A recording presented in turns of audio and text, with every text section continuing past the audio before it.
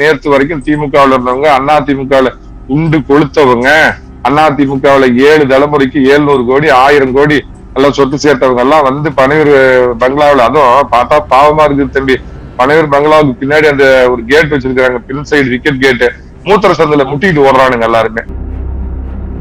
பழைய 10 ரூபா பாலாஜி இருக்கிறான என்னது பட்டி ஃபார்முலா கண்டுபிடிச்சானே, அந்த மாதிரி இப்ப தம்பி விஜய் கட்சிக்காரன் என்ன ஃபார்முலா கண்டுபிடிக்கிறானோ இடைத்தேர்தல் அந்த மாதிரி கண்டுபிடிச்சு அதை வாங்கிட்டு போடணும், போட்டு சொல்லுங்க. தமிழ்நாடு மறுபடியும் சினிமா தியேட்டர்ல இருந்தே தேடுங்க முதலமைச்சரை, சினிமாவுக்கு விசில் அடிங்க, இடைத்தேர்தல் இது பண்ணுங்க. நாம ஒரு தண்ணி தானே ஊத்துறோம்னு நினைச்சிட்டு உங்க தலையில நீங்களே பாலை ஊத்திட்டு நாசமா போறோம். பிஜேபி அமித்ஷா அவர்கள் தலைமையில் நடந்த மையக்குழு கூட்டத்துல நான் கேள்விப்பட்ட விஷயம், அமித்ஷா அவர்கள் அண்ணாமலை கடந்து போங்க, ஒரு பெரிய போர்ஸே கிடையாது, எனக்கு இனிமேல் வந்து மேற்கு வங்காள தேர்தல் முடிஞ்சிருச்சு, நான் இனிமேல் ஃபுல் அண்ட் ஃபுல் நான் தமிழ்நாடு களத்தை தான் நான் இனிமேல் பார்க்க போறேன், அண்ணாமலைக்கு அவ்வளவு பலம் இருந்தா இந்த 5 இடைத்தேர்தல் ஏதாவது ஒரு இடத்துல போட்டிட்டு அப்படின்னு அண்ணாமலை மேல அவர் வருத்தத்தை தான் வெளியப்படுத்திருக்கிறார் அப்படின்னு கேள்விப்பட்டேன். எல்லாரும் கொண்டு போய் பாலுக்கு பதிலாக தண்ணியை ஊத்துறதுனால இருந்த கட்சிக்கு பாலை ஊத்திட்டு விஜய்க்கு வந்து அவங்க பன்னீரை ஊத்திட்டாங்க. அந்த மாதிரி அவங்களே நம்பியிருக்க மாட்டாங்க தம்பி, இந்த வெற்றியை வந்திருக்குது. ஆனா உள்ளாட்சி தேர்தல்ல வர்றப்ப எப்படி ஒரு 4-5 மாதங்கள் ஆனப்ப இந்த ஆட்சியின் ஒரு உரைகள்லாம் பார்க்கப்படும்.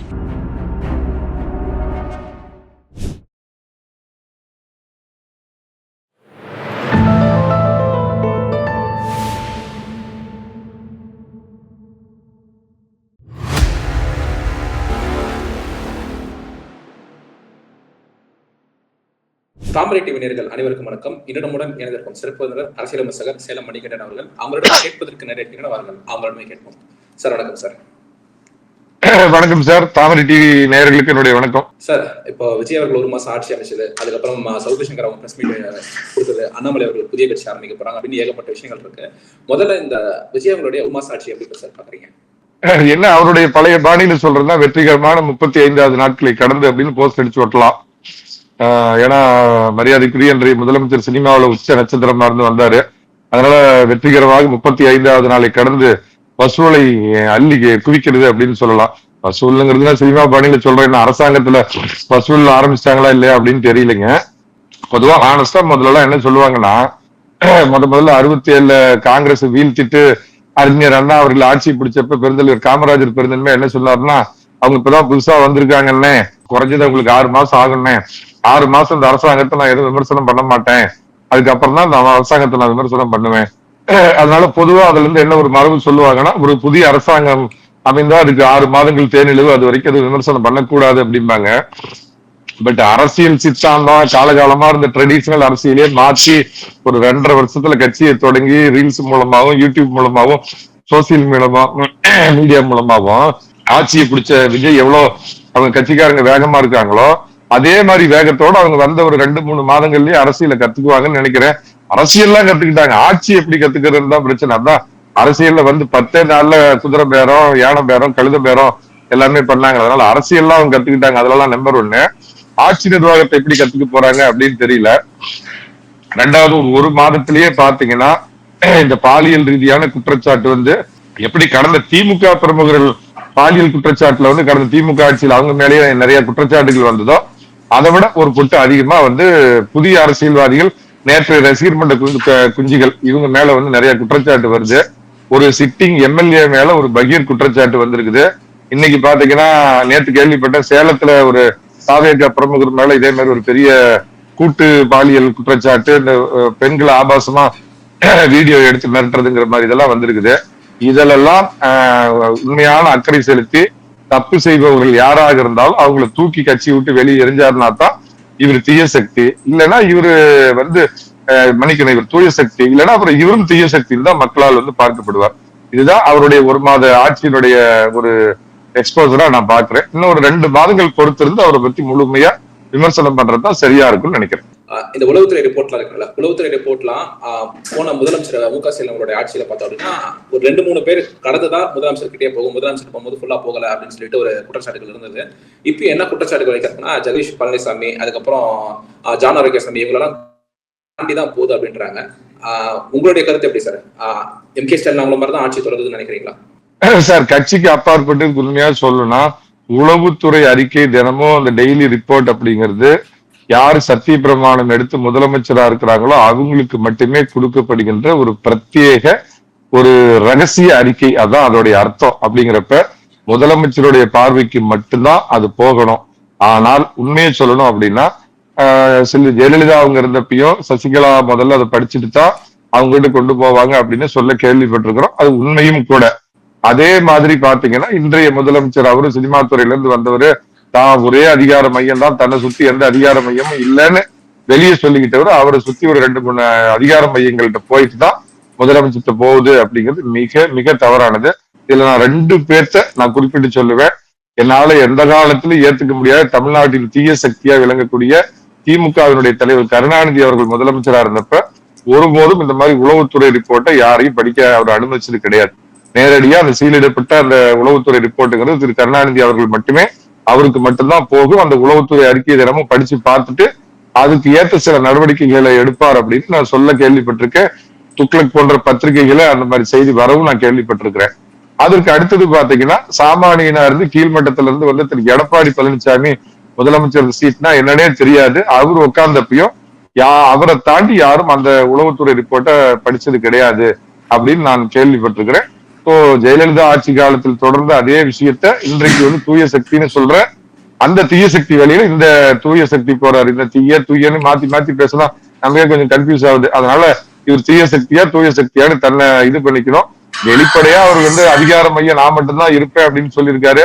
ஆனா பாத்தீங்கன்னா ஜான் ஆரோக்கியசாமி ஒரு அதிகார மையம், உண்மையான முதலமைச்சர் அர்ஜுன் அந்த வளர்ச்சி தம்பி இருப்பாரு முதலமைச்சர் ஆதவர்ஜினாவா, அவரு ஒரு அதிகார மையம். நம்ம புரூஸ்லி ஆனந்தா புஷி ஆனந்தா அப்ப திடீர் அமைச்சர் ஆயிட்டாரு. நேற்று வரைக்கும் ரசிகர் பண்ற இவரு உன்னை இஷ்ணு வர்றதே கஷ்டம், இஷ்ணு வந்து கூட்டணும் போறதே தப்பு அப்படின்னு சொல்லிட்டு இருந்து இன்னைக்கு அமைச்சரா இருந்து வழி நடத்துறாரு. இவங்க எல்லாம் ஒரு அதிகார மையமா இருக்கிறாங்க. இது இல்லாம இன்னொரு தனி ஒரு அதிகார மையமும் இருக்குது. நாகரிகம் கருதி அதை பத்தி நான் குறிப்பிட விரும்பவில்லை. இதெல்லாம் அவர் சரி பண்ணிக்கணும். ஆனா ஒரே இந்த நேரத்துல ஒரு நல்ல விஷயத்தையும் சொல்லிடுறேன்.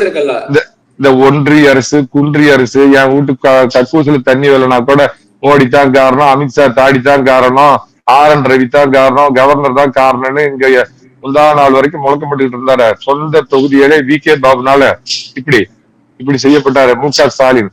அவர் வழியிலயோ இல்ல இதே மாதிரி எதுக்கு எடுத்தாலும் ஒன்றிய அரசு மத்திய அரசு தான் காரணம்னு கூக்கிட்டு இந்த நாட்டுக்கு எதிரான ஒரு பேய் சக்தியா திகழ்ந்த மம்தா பானர்ஜி, இதே வேலையை பண்ணிட்டு இருந்த அரவிந்த் கெஜ்ரிவால் போன்ற இந்த தேச விரோத சக்திகள் பாத்தீங்கன்னா அவங்க சொந்த தொகுதியிலேயே சீஃப் மினிஸ்டர் இருக்கிறப்ப இந்த 3 பேரும் அரவிந்த் கெஜ்ரிவால்ங்கிற ஒரு அர்பன் நக்சலைட்டு, மம்தா பானர்ஜிங்கிற ஒரு தேச விரோத சக்தி, ஸ்டாலின்கிற ஒரு பிரிவினைவாத சக்தி, யார் மத்திய அரசு வந்து எதுக்கு எடுத்தாலும் காரணம் சொன்னாங்களோ அவர்கள் எல்லாம் சொந்த தொகுதியிலேயே சீஃப் மினிஸ்டர் இருந்த போது தோற்கடிக்கப்பட்டிருக்கிறார்கள். அப்படிங்கிறத விஜய் ஒரு பாடமா எடுத்துக்கிட்டு தேவையில்லாத ஒரு மத்திய அரசோட எந்த ஒரு மோதல் போக்கையும் கடைபிடிக்கல அப்படின்னு பாக்குறேன். அவருடைய 2 டெல்லி ட்ரிப் ரொம்ப சுமூகமா இருந்தது. பிரதமரோட சுமூகமா இருக்கிறார். தேவையான இடத்துல குரலை உயர்த்தி பேசணும், தேவையான இடத்துல குரலை வந்து நம்ம தாழ்ந்து பேசணும் அப்படிங்கிற அந்த பாதையில பயணிக்கிற மரியாதைக்குரிய முதலமைச்சர் விஜய்க்கு அந்த விஷயத்துல ராயல் சல்யூட். சார், இப்போ எலெக்ஷனுக்கு முன்னாடி விஜய் அவர்கள் எலெக்ஷன் எப்படி சொல்லி சந்திச்சாங்க அப்படின்னா, நான் வருஷத்துக்கு ஒரு படத்துக்கு 200 கோடி, நான் 400 கோடி விட்டுட்டு வரேன், 300 கோடி விட்டுட்டு வரேன் அப்படின்னு சொல்லிட்டு மக்களிடையே ஒரு பிரச்சாரம் செஞ்சு தேர்தலில் சந்திச்சாங்க. கூட்டணி எல்லாம் கிடையாது, தனிச்சுதான் வர அப்படின்னு சொல்லிட்டு ஒரு கூட்டணி எதிர்பார்த்தாங்க. எலெக்ஷன் டைத்துல கூட்டணி இல்ல, அதை வந்து ஒரு அட்வான்டேஜா வந்து பயன்படுத்திட்டாங்க. இப்போ திமுக இருக்கக்கூடிய கூட்டணி கட்சிகள் எல்லாம் வந்திருக்காங்க. அதிமுக இருந்து நிறைய முன்னாள் அமைச்சர்கள் போயிருக்காங்க. இன்னைக்கு வந்து விஜய் தாரணி அவங்க காங்கிரஸ்ல எம்எல்ஏவா இருந்தாங்க, இப்போ பாஜக வந்தாங்க, இன்னைக்கு போயிட்டு திருப்பி தாவேக்கள் இணைச்சிருக்காங்க. இப்படி அவங்க எல்லாரும் மேலேயும் பாத்தீங்கன்னா நிறைய பேர் மேல ஊழல் குற்றச்சாட்டுகள் அங்கங்க இருக்கு. கம்யூனிஸ்ட் இவங்க கூட வாங்கியிருக்காங்க அப்படின்னு சொல்லிட்டு இந்த இப்போ கூட்டணி எல்லாம் வந்து சேரும் வந்து விஜய் அவர்களுக்கு ஒரு செட்பேக் அமையுமா இல்லைன்னா ஒரு பாசிட்டிவ் அமையுமா? கூட்டணி எல்லாம் சேரும் வந்து வாக்கு சதவீதம் அதிகமாகி தொடர்களை சந்திப்பாரா? நீங்க இனிமேல் இந்த நேர்காணல் கூப்பிடுறப்ப சனிக்கிழமையில விட்டுட்டு ஞாயிற்றுக்கிழமை சாயந்தரம் ஒரு 5 மணிக்கு மேல கூப்பிட்டீங்கன்னா, தம்பி இந்த வாரம் மொத்த விக்கெட் எவ்வளவு ரன்னு கேட்டுக்கலாம். எந்தெந்த கட்சியில இருந்து 6 ஓடினாங்க, அதுல அதிகமான விக்கெட் அதிமுக தான் விழுந்துகிட்டு இருக்குது. அதனால இனிமேல அடுத்த வாரத்துல இருந்து ஞாயிற்றுக்கிழமை மாலையில மாத்திக்கும் எவ்வளவு விக்கெட் மொத்தமா மொத்த கட்சியில இருந்து விழுந்திருக்குது, எத்தனை ரன்னு தாவேக்காவுக்கு சேர்ந்திருக்குது அப்படின்னு நம்ம இனிமேல் தெரிஞ்சுக்கலாம் தம்பி. இதெல்லாம் கொள்கை சித்தர்கள், வேற என்ன சொல்ல முடியும். 2வது மத்திய பிரதேசத்துல இதே மாதிரி வந்து சிந்தியா அவர்களை வச்சு பாஜக பண்ணப்ப இது வந்து ஜனநாயக தாக்குதல், ஜனநாயக கொடுமை, ஜனநாயகத்தை கற்பழிக்கிறது பாசிச பாயாச பாஜகன்னு ஒருத்தர் கூவி இருந்தாரு. அந்த மியாவ் திருமாவளவன், அவர் பேர் திருமால்வளவன், திருமாவளவன் இல்ல திருமால்வளவன் அவர் பேரு. அரசியலுக்காக மாத்திக்கிட்டாரு. அந்த மியாவும் இப்ப என்ன பண்றாருங்க, மந்திரி சபையில வன்னியரசு ஒரு பக்கம் வன்னியரசு மந்திரியானதை ஏத்துக்கவும் முடியல, தாங்கவும் முடியல. வன்னியரசு மந்திரி ஆக்காம விட்டா கட்சியை உடைச்சுக்குவாருன்னு பாவம் அவர் பல பிரச்சனைகள் இருக்கிறாரு. அப்ப தன்னை ஒரு இப்ப பாஜக இந்த மாதிரி ஏதாவது அரசியல் சித்து விளையாட்டுகளை பண்றப்ப பொதுவா என்ன மத்தவங்க எல்லாம் கடுமையா விமர்சனம் பண்ணுவாங்க. என்ன காரணம்னா த பார்ட்டி வித் டிஃபரன்ஸ். பாஜக நாங்க மத்தவங்களை காட்டிலும் ஒரு வித்தியாசமான கட்சின்னு ஆரம்பத்துல இருந்தே சொல்லிட்டு வந்ததுனாலதான் எப்ப நீங்க வித்தியாசமாவா பண்றீங்கன்னு அவங்க மேல கடுமையான விமர்சனம் வந்துச்சு. கொலகார காங்கிரஸ் 100 தடவைக்கு மேல மாநில அரசாங்கங்களை கழிச்ச காங்கிரஸ் இந்த மாதிரி பண்றப்ப யாரும் கேள்வி எழுப்ப மாட்டாங்க. ஆரம்பத்துல இருந்தே நான் ஒரு தூய சக்தி, திமுக ஒரு தீய சக்தி, நான் யோக்கியமானவன் ஒழுக்கமானவன் இப்படி எல்லாம் சொல்லிட்டு அந்த வாஷிங் மிஷினுங்கிறது ஓல்டு உதாரணம். பனை ஒரு பங்கு தந்தைகிட்ட போய் தேவாலயத்துல புனித நீர் தெளித்து இவங்களுக்கு எல்லாம் புனிதர் பட்டம் கொடுத்துட்றாங்க. இப்ப நேற்று வரைக்கும் திமுகவில் இருந்தவங்க அண்ணா திமுகவில் உண்டு கொளுத்தவங்க, அண்ணா திமுகவில் 7 தலைமுறைக்கு 700 கோடி 1000 கோடி எல்லாம் சொத்து சேர்த்தவங்க எல்லாம் பனையூர் பங்களாவில், அதுவும் பார்த்தா பாவமா இருக்குது தம்பி, பனையூர் பங்களாவுக்கு பின்னாடி அந்த ஒரு கேட் வச்சிருக்காங்க, பின் சைடு விக்கெட் கேட்டு, மூத்திர சந்தில முட்டிட்டு ஓடுறானுங்க எல்லாருமே. நேற்று வரைக்கும் அண்ணா திமுக கொள்கை சித்தர்கள் அம்மா தான் எங்க உயிர், நாங்க அம்மாவுக்காக உயிரை கொடுப்போம், டேஸ் கொடுப்போம் அப்படின்னு ஏமாத்திட்டு நல்லா உண்டு கொளுத்து எடப்பாடி பழனிசாமி இருக்கிற வரைக்கும் சொரடி தின்னுட்டு இந்த கொள்கை வீரர்கள் எல்லாம் ஓடுறாங்க. விஜயதாரணி ஒரு தேசிய சிந்தனை உடையவர். அவர் காங்கிரஸ்ல ஒரு மிகப்பெரிய இதோட பேத்தி. அப்படிப்பட்ட பின்புலம் உள்ளவர். பாஜகவுக்கு அவர் போனது புரிந்து கொள்ளக்கூடியது. ஏன்னா இன்னைக்கு தேச நலன் தேசபக்தி அப்படிங்கிறத சொல்லிட்டு இருக்கிற ஒரே தேசிய கட்சி பாஜக தான். அந்த கட்சியை விட்டு ஒரு திராவிட 2.0 நாங்க அப்படியே திமுக என்னவோ அதோட கட் அண்ட் பேஸ்டோட லேட்டஸ்ட் தான் தாவேக்கான்னு இருக்கிற ஒரு கட்சியில போயிருக்காங்கன்னா அவங்க ஏதோ அரசியல் குறுகிய லாபத்திற்காக போயிருக்காங்க. அதை பத்தி நம்ம வேற என்ன சொல்ல முடியுங்க. அது இட் இஸ் அன்பார்ச்சுனேட். இத அப்ப நான் தயவு செஞ்சு என்ன சொல்றேன்னா, இனிமேல் உங்களை தூய சக்தின்னு அழைச்சிக்காதீங்க. நாங்க பனையூர்ல அதாவது பிஜேபி வாஷிங் மிஷின் வச்சிருக்குது, நாங்க பனையூர்ல தேவாலயம் வச்சிருக்கிறோம், அங்க ஒரு பங்கு தந்தை வச்சிருக்கிறோம். அந்த பங்கு தந்தை அவங்களுக்கு புனித நீர் தெளிச்சு வாயில அப்பம் ஊட்டி விட்டாருன்னா அவர்கள் புனிதர்கள் ஆயிடுவாருங்க, புனித மிக்கேல்கள் ஆயிடுவாருங்க அப்படின்னு நீங்க சொல்லிக்கீங்க. இது நிச்சயமா அதாவது தம்பி சாதாரண அந்த போஸ்டர் ஓட்டினவங்க, விஜயை பார்த்து விசில் அடிச்சவங்க, விஜய்க்கே நம்பிக்கை இருந்திருக்காது மக்கள் இப்படி ஒரு தீர்ப்பு கொடுப்பாங்க நம்ம முதலமைச்சர் ஆகுன்னு. ஆனாலும் அன்றைக்கு அவர் நம்பிக்கை. உதாரணத்துக்கு எங்க சேலத்துல ஒரு அமைச்சர் இருக்கார் தமிழன் பார்த்திபன் அப்படின்னு. அவரு எனக்கு தெரிஞ்ச ஒரு 20 ஆண்டுக்கு முன்னாடி பாத்தீங்கன்னா சிடி கடை வச்சிருந்தார். அப்பயே அவர் விஜயோட அதிதீவிர ரசிகர். விஜய் படம் வந்ததுன்னா போய் வழக்கமா எப்படி தமிழ்நாட்டுல 60 வருஷமா திராவிட கட்சிகளுடைய பெரிய சாதனையே சினிமா தியேட்டர்ல இருந்து தான் நாங்க அடுத்தடுத்த முதலமைச்சர் தேர்ந்தெடுப்போம்னு கேட்டு போயிருக்கிறாங்களே. நான் அதிமுகவை சேர்த்து சொல்றேன். ஆனா அதிமுகவிலையாவது திரு எம்ஜி ராமச்சந்திரன் அவர்கள் ஒரு 20 ஆண்டு கால அரசியல் அனுபவத்தோட வந்தார். அதனால அதை விட்டுருங்க. அந்த மாதிரி இந்த பார்த்திபன்கிறவர் பாத்தீங்கன்னா அப்ப இருந்து விஜய்க்காக எல்லாம் பண்ணாரு. சோ அவருக்கு இன்னைக்கு அமைச்சருங்கிற ஒரு ஆகப்பெரிய ஒரு கவுன்சிலர் கூட ஒரு கனவுல நினைச்சு பார்த்திருக்க மாட்டாரு. ஆனா அமைச்சருங்கிற ஒரு ஆகப்பெரிய பொறுப்பு கொடுத்திருக்காரு. ஆனா இந்த மாதிரி சொந்த கட்சியில நேற்று வரைக்கும் இருந்துகிட்டு அந்த தலைவர்களை துதிபாடிட்டு அந்த கட்சி மூலமா உண்டு கொளுத்து 700 கோடி 7 தலைமுறைக்கு சொத்து, தான் வீட்டுக்கு சொத்து, சின்ன வீட்டுக்கு சொத்து, 3வது பொண்டாட்டிக்கு சொத்துன்னு இப்படி எல்லாம் சேர்த்துட்டு அந்த கட்சி தோத்து போச்சுன்னு உடனே அந்த கட்சியில இருந்து இன்னைக்கு உங்க பக்கம் ஓடி வராங்க அப்படின்னா இது திரு புஷ்டியானந்த் அவர்கள் தான் கருத்தில் கொள்ளணும். ஆனா இவங்க எல்லாம் அங்க பெரிய ஃபீஸ் கிடைக்க நினைச்சிட்டு போறாங்க. அங்க இவங்களை பீஸ்ட் எல்லாத்தையும் பீஸ்ட் கொண்டு வரதான் நினைக்கிறேன். வர்றவங்க எல்லாம் வாங்க வாங்க வாங்க வாங்க இழுத்து போட்டுக்கிட்டு எல்லாத்துக்கும் பாத்தீங்கன்னா குடும்ப கட்டுப்பாடு ஆபரேஷன் பண்ணி விட்டுருவாருன்னு நினைக்கிறேன். யாருக்கும் எந்த பொறுப்பும் கொடுக்க மாட்டாரு. கொஞ்ச நாள் இருந்து பார்த்துட்டு எல்லாம் பொழைக்க வழி தெரியாம 2 பேரு அந்த சுத்திட்டு திரியிறாங்களே. அந்த ஊசி போட்டு விஜயபாஸ்கரும் சட்டம் படிச்ச சண்முகம் அவர் பதவி இல்லாம இருக்க மாட்டார். அவர் தோத்தாருன்னா உடனே ராஜ்யசபா எம்பி, அதை விட்டாருன்னா அடுத்து சட்டமன்ற தேர்தல் நிப்பாரு. இந்த மாதிரி பதவி இல்லாத ஒரு நிமிஷம் இல்லாத அந்த இடத்துல தூங்கிட்டு இருக்காங்களே. இந்த நிலைமை தான் விஜய் கட்சியை நோக்கி ஓடணுங்களுக்கு. ஏன்னா சார் ஒரு நியாயம் வேணும். அவங்க கட்சியில பாடுபட்டா என்ன பண்ணலாம்? போஸ்ட் ஓட்டலாம், பாலாபிஷேகம் பண்ணலாம், விஜய் படத்துக்கு விசில் அடிச்சானுங்க, இது விட்டானுங்க, ஃபயர் விட்டாங்க. அவங்களுக்கு தானே சார் அங்கீகாரம் கொடுக்கணும். அவங்க நம்பி போனாங்க. இவனுங்க எல்லாம் அந்த கட்சி இன்னைக்கு ஆட்சிக்கு வந்ததுன்னு போறாங்க அப்படின்ன ஆதாயத்தை தேடி போகும் அற்ப பிறவிகள். இதை பற்றி திரு புஷி ஆனந்தும் ஆதவ அர்ஜுனாவும் இதை கருத்தில் கொள்ள வேண்டும். இந்த அற்ப பிறவிகளை எங்க நிறுத்த வேண்டுமோ அங்க நிறுத்தினீங்கன்னா உங்களுக்காக பாடுபட்டவன் உயிர் குழப்பம் அவன் வாழுவான். அதனால தம்பி விஜய் ரசிகர்களை உங்களுக்கு சேர்த்து நான் விசில் அடிச்சுக்கிறேன்.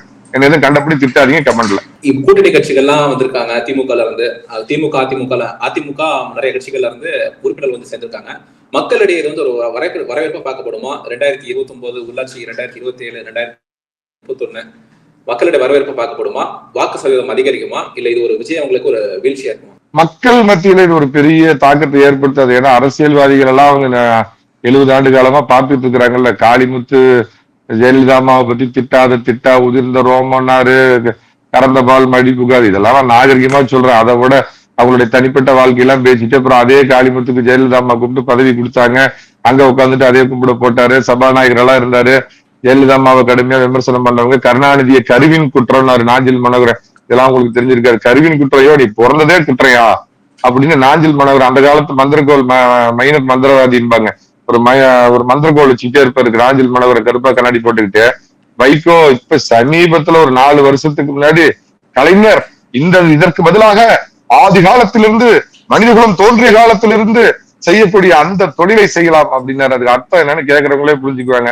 அப்புறம் இப்படி எல்லாம் பேசிட்டு அப்ப இன்னைக்கு போய் வந்து மு.க. ஸ்டாலினுடைய ஆட்சி, இந்த திராவிட ஆட்சி, இந்த ஆட்சிக்கு இறுதி வரை என் மூச்சு உள்ள வரை பாடுபடுவேன் முந்தா நாள் சொல்லிவிட்டு இப்ப விசில் அடிக்கிறதுக்கு பையனை விட்டு இந்த பக்கம் தேடிட்டு இருக்கிறேன். அதனால இந்த அந்தர்பல்ட்டி எல்லாம் தமிழக மக்கள் பார்த்துட்டு ஒரு மாதிரி கேலியா கேவலமா நினைச்சு சிரிச்சுட்டு போயிடுவாங்க. பட் 2029 சட்டமன்றத்தை மன்னிக்கணும், உள்ளாட்சி தேர்தல்ல எப்படி இருக்கும் அப்படின்னு கேட்டீங்கன்னா, உள்ளாட்சி தேர்தல் அதுக்கு ஒரு குறைகள்லாம் சொல்ல முடியாது.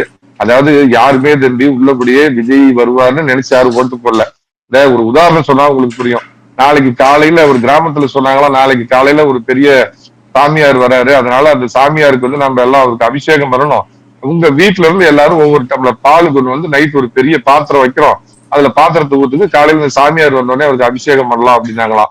இப்போ வீட்டுல இருக்கிறவங்க எல்லாம் என்ன பண்ணாங்களாம், ஒருத்தர் என்ன பண்ண நினைச்சாரா, சரி எல்லாரும் பால் ஊத்துவாங்க, நாம கொஞ்சோண்டு தண்ணியை ஊத்திக்கலாம், இது எப்படி தெரிய போகுது, மீதி பேர் எல்லாம் அந்த பாத்திரத்துல பால் தானே ஊத்த போறாங்கன்னு நினைச்சிட்டு அவர் ஊத்திட்டு வந்துட்டாராம். காலையில இந்த பெரிய பாத்திரத்தை திறந்து பார்த்தா சுத்தமான தண்ணி இருந்துதான். என்ன காரணம்னா, எல்லாருமே சரி மத்தவங்க எல்லாம் பாலை ஊத்துவோம், நம்ம தண்ணியை ஊத்தலாம் கொண்டு போய் நினைச்சு ஊத்தி கடைசியில வெறும் தண்ணி தான் இருந்ததுங்கிற மாதிரி.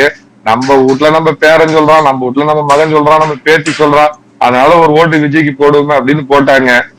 நம்ம ஒரு ஓட்டுனாலேயே விஜய் ஜெயிக்க போறாருன்னு நினைச்சாங்க. எல்லாரும் கொண்டு போய் பாலுக்கு பதிலா தண்ணியை ஊத்துறதுனால இருந்த கட்சிக்கு பாலை ஊத்திட்டு விஜய்க்கு வந்து அவங்க பன்னீரை ஊத்திட்டாங்க. அந்த மாதிரி அவங்களே நம்பியிருக்க மாட்டாங்க தம்பி இந்த வெற்றியை வந்திருக்குது. ஆனா உள்ளாட்சி தேர்தல்ல வர்றப்ப எப்படி ஒரு 4-5 மாதங்கள் ஆனப்ப இந்த ஆட்சியின் ஒரு உரைகள்லாம் பார்க்கப்படும். அப்ப வந்து இந்த அளவிற்கு அதிமுகவோ திமுகவோ தோற்காது நிச்சயமா விஜய். ஆனா அப்பயும் விஜய் தான் அந்த தாக்கத்துல பெரிய அளவுல ஜெயிப்பார்.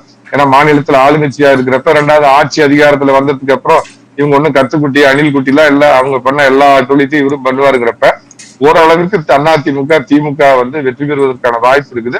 அதுவே விஜய்க்கு ஒரு எச்சரிக்கை மணியா இருக்கும். ஆனால் இந்த 5 இடைத்தேர்தல் வந்து மக்கள் நிச்சயமா சிந்திச்சு ஓட்டு போடுவாங்க. ஏன்னா 2 கட்சியுமே காசு கொடுத்தாங்க, அது யாரும் இல்லைன்னு சொல்ல முடியாது. ஆனா தாவேகாவுல பாத்தீங்கன்னா ஒரு 30-40 பேர். எங்க சேலத்துல ஒரு புண்ணியவான், சேலம்ல ஒரு எம்எல்ஏ காசு கொடுத்தாங்கன்னு வீடியோ எல்லாம் வந்துச்சு. அதை என் உறவினரே அவருடைய தொகுதியில இருந்தாருங்க. சேலம் தெற்குலயே அதுல நின்னாரு, லட்சுமணன் பேருங்க. அவரு முன்னாள் இன்ஸ்பெக்டர். சேலத்து முன்னாள் ரவுடி வீரபாண்டி ஆறுமுகம் அப்படின்னு ஒரு அமைச்சர் இருந்தாரு, ஒரு பெரிய ரவுடி, திமுகவோட ரவுடி. அவரோட அடிபிடியா இவர் அன்னைக்கு வெறும் இன்ஸ்பெக்டரா இருக்கிறப்ப அவர் சேலம் எஸ்பி கூட மதிக்க மாட்டாருங்க. நேரா கார் எடுத்துட்டு வீரபாண்டியார் வீட்டுக்கு போவாரு. அவருக்கு காலையில பாத்ரூம் கூட்டிட்டு போறதுல இருந்து அவருக்கு சட்டை சொக்கா போட்டு வேட்டி கட்டி வெளியே கூட்டிட்டு போறது வரையும் பண்ண ஒரு திமுக முன்னாள் அடியாள். அவர் திடீர் புனிதராகி போய் அந்த கட்சியில சேர்ந்தார் தாவேகாவுல. அந்த திமுக பீரியட்ல அவர் சம்பாரிச்ச கொள்ளையடிச்ச பணம் எல்லாம் பாத்தீங்க அப்படின்னா ஒரு 1000 கோடி இருக்கும். ஒரு ஓட்டுக்கு 2000 ரூபாய், ஒரு ஓட்டுக்கு 2000 ரூபாய், 10,000 ரூபாய்க்கு மளிகை ஜாமான், இதுதான் கொடுத்து அந்த புண்ணியவான் ஜெயிச்சாரு. இருந்தாலும் அந்த கட்சியில பாவம் மீதி பேர் எல்லாம் வந்து அந்த அளவுக்கு இல்ல. அதே மாதிரி ஐஆர்எஸ் அருண்ராஜ் இருக்கிறாரு, தான் புனித ஐஆர்எஸ்ல இருந்து வந்தவர், அவர் என்னத்தை கொடுத்தாருன்னு ஜெயிச்ச. எனக்கு என்ன பக்கத்துல திருச்செங்கோடு எனக்கு எல்லாம் தெரியும். இந்த மாதிரி ஒரு 10-20 பேரை தவிர மீதி பேர்லாம் யாரும் பணம் கொடுக்கல. இந்த 2 கட்சிகளும் பணம் கொடுத்தாங்க. ஆனா ஒரு புதிய வரலாறு என்ன ஆகி போச்சுன்னா, பணம் கொடுத்தவங்க விஜயகாந்த் சொன்ன மாதிரி நாங்க வாங்கி வச்சுக்கோம், பிடிச்சவங்களுக்கு தான் ஓட்டு போடுவோம் அப்படிங்கிற ஒரு நிலைமை எடுத்துட்டீங்கல்ல. உண்மையாலுமே இந்த 5 தொகுதி இடைத்தேர்தல் மக்களுக்கு நான் ஒரு சாதாரண குடிமகன் உங்ககிட்ட பணிந்து கேட்கிறேன், நீங்க உண்மையாலுமே அதே அந்த பணத்தை வாங்கிட்டு நாங்க ஓட்டு போட மாட்டோம் அப்படின்னு தமிழக மக்கள் சொன்னேன், அதோட சாட்சியா நாங்க மிச்சமா இருக்கணும்னு நினைச்சீங்கன்னா ஒரு கட்சிக்கு துரோகம் பண்ணிட்டு, ஏன்னா அந்த தொகுதியில அந்த தாவேகா கட்சி வேண்டாம், திமுக கட்சி வேண்டாம், அதிமுகவுக்கு ஓட்டு போடுவோம்னு நீங்க நம்பி ஓட்டு போட்ட அந்த கட்சிக்கு துரோகம் பண்ணிட்டு இன்னைக்கு போய் ஆதாயத்தை தேடி அந்த பக்கம் அந்த கட்சியில போய் சேர்ந்திருக்காங்க. ஒருவேளை அவர்கள் திரும்ப அநேகமாக வேட்பாளர்களாக நிறுத்தப்பட்டாலும், ஆனா விஜயோட மாஸ்டர் ஸ்ட்ரோக் நிகழ்ச்சியோட எழுதி வச்சுக்க இவங்களுக்கு வாய்ப்பு கொடுக்க மாட்டார். அவங்க தாவேகாவில இருந்து வேற புதிய ஆட்களுக்கு தான் வாய்ப்பு கொடுப்பார். அப்படி யாராவது தாவேக்காவில் நிறுத்தப்பட்டாலும் அங்க நாங்க ஏற்கனவே இங்க ஓட்டு போட்டது அதிமுகவுக்கு தான் ஓட்டு போட்டோம். இந்த மாதிரி துரோகம் பண்ணிட்டு போன அந்த கட்சிக்கு இந்த துரோகத்தை ஊக்குவிச்ச விஜய் உங்களுக்கு நாங்க ஓட்டு போட மாட்டோம்னு மக்கள் இதுல மாத்தி தீர்ப்பளிச்சா மட்டும்தான் ஒரு விடிவு பிறக்கும். இல்ல ஆளுங்கட்சி அவங்க வழக்கமா மத்தவங்க கொடுக்குற மாதிரி பரிசு பெட்டி, அப்புறம் நம்ம பழைய 10 ரூபா பாலாஜி இருக்கிறான என்னது பட்டி ஃபார்முலா கண்டுபிடிச்சானே, அந்த மாதிரி இப்ப தம்பி விஜய் கட்சிக்காரன் என்ன ஃபார்முலா கண்டுபிடிக்கிறானோ இடைத்தேர்தல் அந்த மாதிரி கண்டுபிடிச்சு அதை வாங்கிட்டு போடணும். போட்டு தொலைங்க. தமிழ்நாடு மறுபடியும் சினிமா தியேட்டர்ல இருந்தே தேடுங்க முதலமைச்சரை, சினிமாவுக்கு விசில் அடிங்க, இடைத்தேர்தல் இது பண்ணுங்க. நாம வெறும் தண்ணி தானே ஊத்துறோம்னு நினைச்சிட்டு உங்க தலையில நீங்களே பாலை ஊத்திட்டு நாசமா போறோம். இப்ப அண்ணாமலை அவர்கள் பிஜேபியில இருந்து விலகி தனி கட்சி ஆரம்பிக்க போறான். இப்ப இயக்கம் ஆரம்பிச்சிருக்காங்க. இளைஞர்களுக்கு அரசியல் சொல்லிக் கொடுக்க போறோம்னு சொல்லியிருக்காங்க. கட்சி கூடிய சீக்கிரம் ஆரம்பிக்க போறாங்க. 2027 உள்ளாட்சி தேர்தலில் போட்டிடுவாங்களா? 2029 அவருக்கு பிரதமர் வேட்பாளர் கண்டிப்பா இருக்க மாட்டாங்க. ஏன்னா பிஜேபியில இருந்து வெளியே வந்துட்டாங்க. காங்கிரஸ் கூட கண்டிப்பா போக மாட்டாங்க. பிஜேபி கூட திரும்பி வருவாங்களா? 31 தேர்தலை எப்படி எதிர்கொள்வாங்க சார்? அவங்களுடைய அரசியல் பார்த்து நீங்க எப்படி பாக்குறீங்க? தம்பி இதெல்லாம் கேட்ட உடனே மெயின் சப்ஜெக்ட் மறந்துட்டாரா தப்பிச்சுடா சாமின்னு நினைச்சேன். மெயின் மேட்டர்லயே கை வச்சிட்டீங்களா தம்பி? நம்மள சங்கடப்படுத்துற மாதிரி ஒரு கேள்வி கேட்டுட்டீங்க. இருந்தாலும் சரி நான் சொல்றேன். நான் அவரு கட்சியை விட்டு விலகுறேன் அப்படின்னு சொன்னதுக்கு 2 தினத்துக்கு முன்னாடி அவர் டெல்லியில பார்த்து நான் அவரை பேசுறேன். நான் அறியப்பட்டவன்னு சொல்லிக்க மாட்டேன். நான் வெளிப்படையா அறிவிச்சு நான் நாட்டுக்கு மோடி, ஸ்டேட்டுக்கு எடப்பாடி, நாடு நல்லா இருக்க மோடி சாமி, வீடு நல்லா இருக்க பழனிசாமின்னு இந்த அரசியல் விமர்சகரு வக்கீல்னு போட்டுக்கிட்டு இந்த திமுக கிட்ட காசு வாங்கிட்டு நான் அணுசக்தி விஞ்ஞானியோட பிஏன்னு சொல்லிட்டு திமுகவுக்கு சொம்படிச்சுக்கிட்டு முகத்தை மறைச்சுக்கிட்டு தன்னுடைய மத பேரை மறைச்சிக்கிட்டு ஹிந்து மாதிரி பேர் வச்சுட்டு புறம்போக்கு பசங்க பேசிக்கிறானுங்களா, அந்த மாதிரி இல்லாம நான் வெளிப்படையா என்னுடைய ஆதரவை தெரிவிச்சுட்டு தான் நான் 5 வருஷமா பேசிட்டு இருக்கிறேன். அந்த அடிப்படையில திரு அண்ணாமலை அவர்கிட்ட சார் உங்களுக்கு பிஜேபிங்கிறது யானை, அந்த யானை மேல நீங்க உட்கார்ந்துட்டு போனாதான் விஜய்ங்கிற இந்த சக்தியை ஜாம்பி கூட்டத்தை உங்களால வெல்ல முடியும், பாஜக விட்டு நீங்க விலகக்கூடாது அப்படின்னு நான் எவ்வளவோ அவர்கிட்ட எடுத்து சொன்னேன். பட் இருந்தாலும் அவர் ஆல்ரெடி முடிவு பண்ணிட்டார். அந்த கட்சியில இருந்து விலகக்கூடிய முடிவுக்கு வந்துட்டார். இல்லைங்கன்னா நான் முறைப்படி இனிமேல் அறிவிக்கிறது தான் பாக்கி அப்படின்னா அவர் சில காரணங்கள் சொன்னார். அதை நம்ம பொது வெளியில விவாதிக்க முடியாது. இருந்தாலும் அது பர்சனலா என்ன மாதிரி நான் அதிமுக ஆதரவாளராக இருந்தாலும் அது தேசியத்தை நம்பக்கூடிய ஒரு திராவிட கட்சி, அந்த ஒரு தேசியவாதிகளுக்கு அண்ணாமலை பாஜகவில இருந்து போனது ஒரு மிகப்பெரிய இழப்பு என்றாலும் அண்ணாமலை ஒரு மிகச்சிறந்த அரசியல்வாதிங்க. அவரு கிட்டத்தட்ட திரு எடப்பாடி பழனிசாமி அவர்கள் செயல் அரசியல் பண்ணக்கூடிய அரசியல்வாதி. அவரு எங்கிட்ட அன்னைக்கு சொன்னார், நான் நிச்சயமா ஒரு நேஷனலிஸ்டா தான் இருப்பேன் கடைசி வரைக்கும், அதுல மாற்றம் இருக்காது அப்படின்னு சொல்லி சொன்னாரு. ஆனால் நான் என்ன நினைக்கிறேன்னா அவர் தன்னுடைய அரசியல் மாற்று வளர்ச்சிக்கு கொண்டு போகணும், தான் ஒரு வெற்றியை நோக்கி போகணுங்கிறப்ப அவர் நாளைக்கு பாஜகவெல்லாம் கடுமையா விமர்சனம் பண்ணுவார். அவர் விமர்சனம் பண்ண மாட்டார். ஏன்னா அவர் தான் அன்னைக்கு சொல்லிட்டாரு, திருமாவளவனையும் திமுகவையும் பாஜகவையும் நான் ஒரே மாதிரிதான் வச்சு பார்ப்பேன் அப்படிங்கிறப்ப அது நிறைய தேசியவாதிகளுக்கு அது ரொம்ப வருத்தமான ஒரு வார்த்தையா இருந்தது. தேவைப்பட்டா அவர் நாளைக்கு மோடியை கூட திட்டுவார். அவர் ஏன்னா எனக்கு புரியல என்ன விஷயம்னா, இப்ப நீட் மாதிரி விஷயத்துல அண்ணாமலை அவர்கள் நாளைக்கு என்ன கருத்து சொல்லுவார்?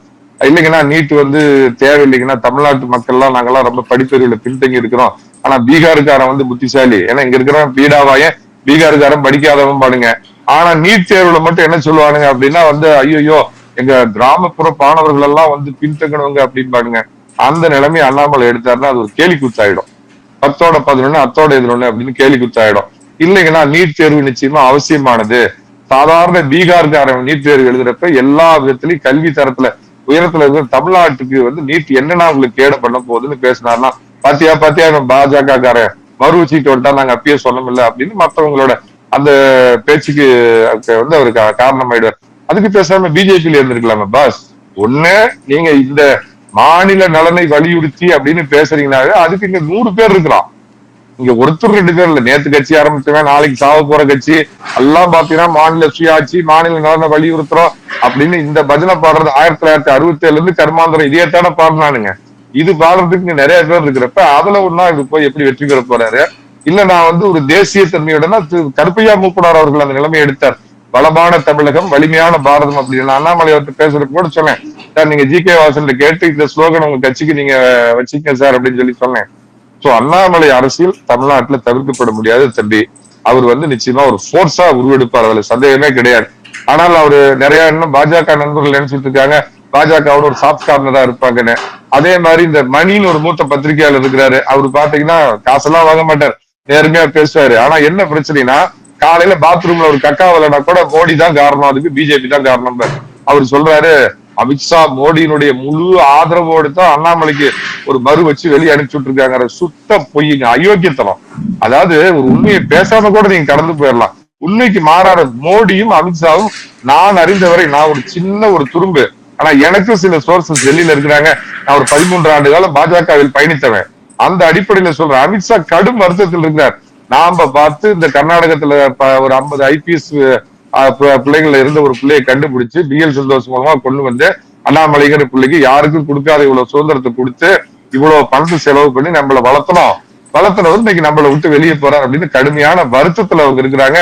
நேற்றையோ முந்தின தினமோ நடந்த மையக்குழு கூட்டத்துல கூட நான் பிஜேபி அமித்ஷா அவர்கள் தலைமையில் நடந்த மையக்குழு கூட்டத்துல நான் கேள்விப்பட்ட விஷயம், அமித்ஷா அவர்கள் அண்ணாமலை கடந்து போங்க, ஒரு பெரிய போர்ஸே கிடையாது, எனக்கு இனிமேல் மேற்கு வங்காள தேர்தல் முடிஞ்சிருச்சு, நான் மேல் ஃபுல் அண்ட் ஃபுல் நான் தமிழ்நாடு களத்தை தான் நான் இனிமேல் பார்க்க போறேன். அண்ணாமலைக்கு அவ்வளவு பலம் இருந்தா இந்த 5 இடைத்தேர்தல் ஏதாவது ஒரு இடத்துல போட்டிட்டுமே அப்படின்னு அண்ணாமலை மேல அவர் வருத்தத்தை தான் அவர் வெளிப்படுத்திருக்கிறார் அப்படின்னு கேள்விப்பட்டேன்.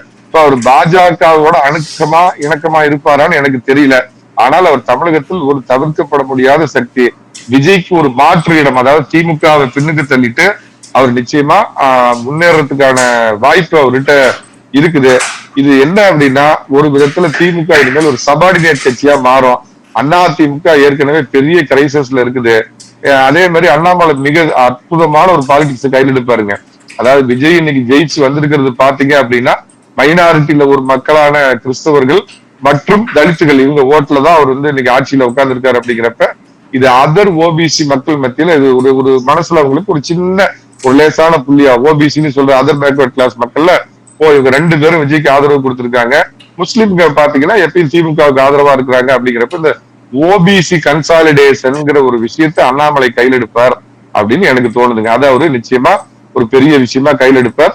அதே மாதிரி அவரு பிரஸ் மீட்டை கையாளுற திறமை விஜய் பாத்தீங்கன்னா, அவரு A4 சீட்டு ஏற்கனவே இருந்தது துண்டு சீட்டு.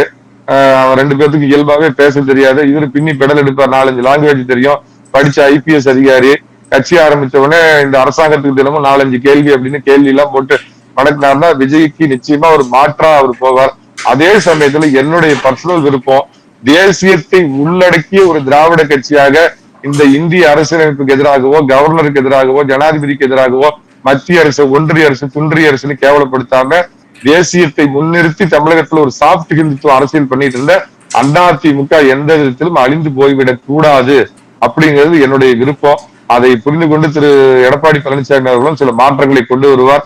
அதோட முதல் படியா திரு தினகரன் இந்த கட்சியில சேர்த்து அவருக்கு துணை பொதுச் செயலர்கள் ஒரு பதவியை கொடுத்து இளைஞர்களை நோக்கி இந்த கட்சியை கொண்டு வரணும். இந்த அண்ணாமலை எடுக்க போற ஓபிசி அரசியலையும் திரு எடப்பாடி பழனிசாமி அவர்கள் கருத்துல கொள்ளணும். அதிமுக அழியக்கூடாதுன்னு நான் ஆண்டவனை வேண்டேன். அண்ணாமலை வளரட்டும், எனக்கு அதுல வருத்தமும் இல்ல, சந்தோஷமும் இல்ல. அதிமுக அழியக்கூடாது, தேசிய கட்சியான பாஜகவும் வலுவிழந்து போய்விடக் கூடாது. இதுதான் என்னுடைய தனிப்பட்ட விருப்பம். திமுக அழியணும், ஒளியினும், அரபிக்கடல சமாதி கட்டப்படணும்.